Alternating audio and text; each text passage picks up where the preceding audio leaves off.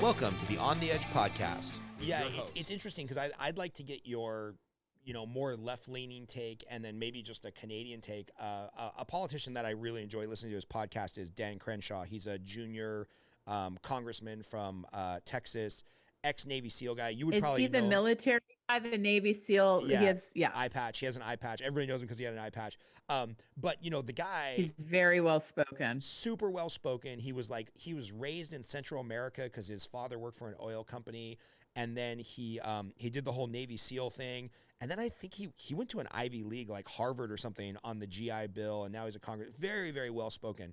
And one of the things that he's been talking a lot about on his podcast is that he believes everything is real. He believes that COVID, presents a real risk and obviously a huge, huge fatality problem for a lot of people, especially you mentioned earlier, people that are less healthy. But he's been talking a lot about, hey, I think the reason this has kind of fallen down party lines is because if you just look at the brain makeup of, we'll call it conservative versus progressive, they just tend to evaluate risk differently. So maybe you get somebody who's more progressive and somebody who's more conservative or Republican or however you want to, classify that. And they might both have the same understanding of the disease, but they just evaluate risk differently. And he was, citing a couple of studies where like more conservative people tend to go towards jobs that are more dangerous, police, military, oil worker, stuff like that. And, more progressive people tend to skew to professions that are more, you mentioned empath, like your son, education, healthcare, things of that nature. So I've really been trying to think about maybe this is just like our brains are wired differently on how we evaluate risk, and that's showing up politically. So I don't know. I'm just wondering, I'm trying to think through this topic, and I'm wondering if you have any thought process on this, because I know, some realtors that you and I both know that are more progressive are like, I'm staying in my bubble. I'm not going to a house. I'm wearing 2 masks. This shit is terrifying me. And I'm kind of looking at them being like, well, you're a really healthy 35-year-old. Like, even if you get it, you're probably going to be okay. And then I'm looking at some of my conservative friends that are like, fuck it, I'm not wearing a mask. I'm going everywhere. It's my freedom. And I'm like, well, you're kind of fat and you have diabetes. Like, you should be a little bit more careful. So I'm just wondering if it comes down to like maybe Americans versus Canadians or left versus right. Maybe our brains are just wired differently on how we evaluate risk. I don't know. I'm just trying to think through this topic. Yeah. I mean, I get that. I think a lot of why the pandemic became a political thing is how it started. I think like in Canada, it doesn't feel political here at all. You don't have a politician. It really doesn't. I mean, it's also a different mentality here. So the difference I've noticed between Canada and the US is Canada is very focused on the community as a whole, the greater good. So it's funny because I see this at my kids' school all the time, and they'll say, it's all about, well, what you does affects the rest of the class. So as a good citizen, this is why we'd like you to behave this way, because what you do affects other people. And that's drilled into you as a child here. And it's just part of our culture. We're very wholly responsible. And then in the States, I feel like it's more of your own responsibility. So it's about you, it's about your family. How are you going to protect yourself? How are you going to protect your family? What's best for you? What's best for your family? Where in Canada, what's best for everybody?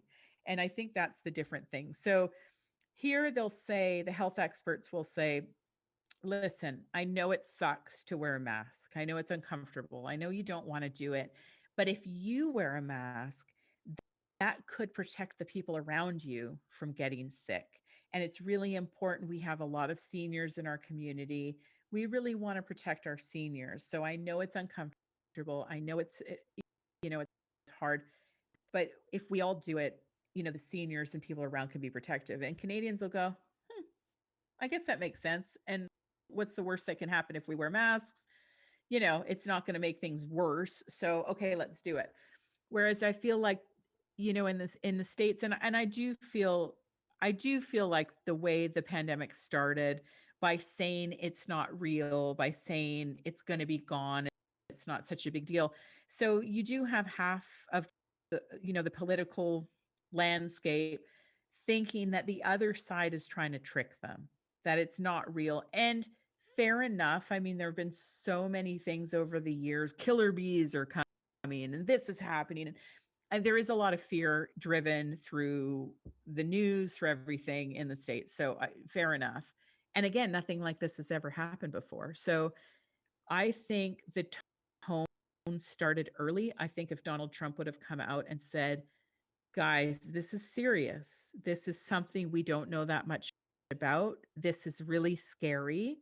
The numbers that I've been, so because apparently he sat in a room and someone came in and said, if you don't do something, 2 million people will die of this virus. You know, that he was given, and he even said that in interviews, he was giving huge numbers of casualties and deaths, and it was really scary. And I just think he took the wrong approach by coming out and saying it's not that bad, and whatever the reason for that. And again, he might have been doing the same thing, where if he pretends it's not as big of a deal as it is, then it's not so scary. Yeah. And so when you start at that level, when two sides are against each other, and one side is saying the other side is trying to trick you, it's not really that bad. That 50% will never believe what's actually happening. And Right. I really truly think, I don't think a lot of the virus spread could have been protected. I don't think locking things down for an entire year will ever help. And you can't have 50% of the people doing one thing and 50% doing another and have any effect. Right. You know, I mean, you can't lock down a city and have a bunch of people still partying and doing things and expect anything good to come out of that. Right. I mean, not to mention a city in Los Angeles, you are fucked. There are how many people live in LA? 13 How many million, million? 11 million, something like that. Yeah. You go into a Costco and you're around hundreds and well thousands in a day of people's germs in one Costco. I mean, there's just it can't be, it's an uncontrollable virus that's airborne. I really do wish that they would have come out and said it was airborne a lot sooner. Yeah. Because I think people had false security about the fact that they could wash their hands and it would be okay. I mean, Christ, Mike Pence talking about washing his hand. Jackie Goldberg, you know, our LAUSD rep, we get a cyber call from her every single day saying to wash your hands. And I used to get so annoyed because I'm like, it's freaking airborne. Why are they not saying it's not airborne? It's spread through the air. Washing your hands is not going to do that much. You know, if you're in a car Right. with someone that has it, you're going to get it. So that's the politics that really pisses me off, because I think that really started it. The tone of how it started. If he would have come out and said, my health experts are saying this is really serious, and whether you're Republican, whether you're Democrat, we really need to trust the fact that this is scary. We don't know that much about it. To be conservative, I think it would be smart for us to stop. You know, maybe we all wear masks. You know, some of the was it Taiwan that did really well with the spread? And there are ways, like in the Yukon, it's so tiny and small, but the contact tracing and the quarantining and all that, you know, it did work. And then if you stall the virus enough that you can actually vaccinate quite a large percent of the population. But I just think there's no right answers to this virus. Yeah. I think locking down frickin' sucks. I think it's going to cause issues with mental health. I think kids are really hurting being out of school, Yep. and it's really, really awful for them. At the same time, guess what else is really awful? Your teacher frickin' dying of COVID. Right. So like, there's no right answers. There's not. We Right. don't know. And, Yeah. and it's not like black or white. Like, we should open up, we should shut down. There's literally no right answer to this. Yeah. Yeah. You know, I was kind of willing, Trump, Gavin Newsom, you know, living in Los Angeles, we get the two extremes over the last 4 years. We have a very conservative president who, Donald Trump's like the biggest anomaly to me, because Donald Trump, the man, the person who tweets, the leader of the free world, I hate that man. But I also liked some of the policies he enacted, right? Like some of the stuff that he believed in on a policy front. I'm like, oh yeah, I agree with that. That's kind of a more traditional conservative or libertarian viewpoint. So he's like, he gives me like like PTSD just thinking about like, oh, I kind of agree with that fucking policy. God damn it. Why did you have to tweet that, you asshole? You know, and so he like, Right, he's, right. he's very frustrating to me. But one of the things that I hate about government, and I don't know if this is the same in Canada as it is in the US, it seems maybe not as much, is just being realistic about human nature, right? So it sounds like what they're doing in Canada is they're appealing to human nature and the greater good. Like, hey guys, might be uncomfortable. We don't know a lot about this, but wear a mask. You might save grandma. We're not trying to take away your personal freedoms. Whereas Right. I feel like in America, we don't do a good job at looking at the human nature. And I always go back to this cigarette tax in California. And somebody will fact check me and I'll get the numbers all wrong.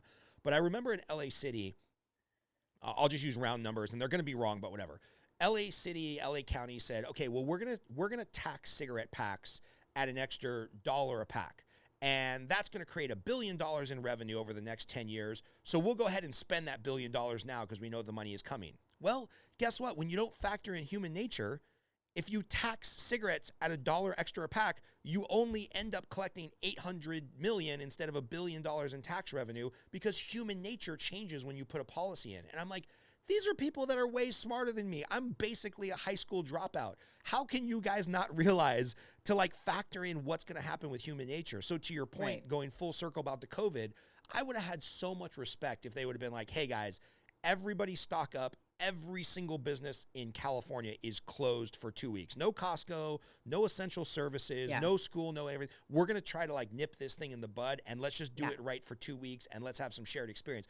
Instead, I feel like all the policies of the federal government and the state government for the last year has been like, well, let's kind of be half pregnant. Yeah. You can go to Yeah. restaurants, but Yeah. not really. And Yeah. you can go to Costco, but you can't go to church. And you can go to, you Yeah. can go to the dispensary because weed's an essential service, but you can't go to an AA meeting because that's dangerous. I'm like, are you guys fucking high? Like, And Pasadena is fully open for restaurants, but you know, you go over to Northeast LA and everything's like to me, that's the thing. It was so inconsistent, right? And then I was really pissed at Gavin Newsom for going to freaking dinner at French Laundry. I'm like, come on. right. Like common sense. Even if you want to go, you don't because you know that's freaking stupid.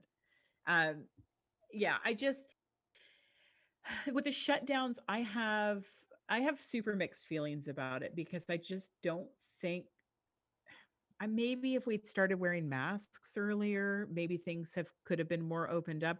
But there's just such a giant amount of people, and we have such multi families living in the same house where there's so much exposure risk. And then the countries that do open up, they end up having to shut back down again, right? Right. Sweden opened up, and then their numbers went crazy, so they had to start shutting things down. So but then opening things up half and then shutting them down half and then some things open and some not. It's so confusing to me. It's like I have a sex therapist friend who's been vaccinated, but like a teacher has. It's just like I don't understand. I Yeah. don't understand a lot of the policies. And I don't understand the fix for shutting down and opening up. Well, in fairness, I need sex Don't way think it would have more. worked though. I need sex way more than I need Yeah. school. So I'm okay with your sex therapist getting vaccinated before the teacher, but probably not good for my kids. Okay, yeah. Yeah. Touche. But I'm just like, how do they decide? Like, this is so confusing to me.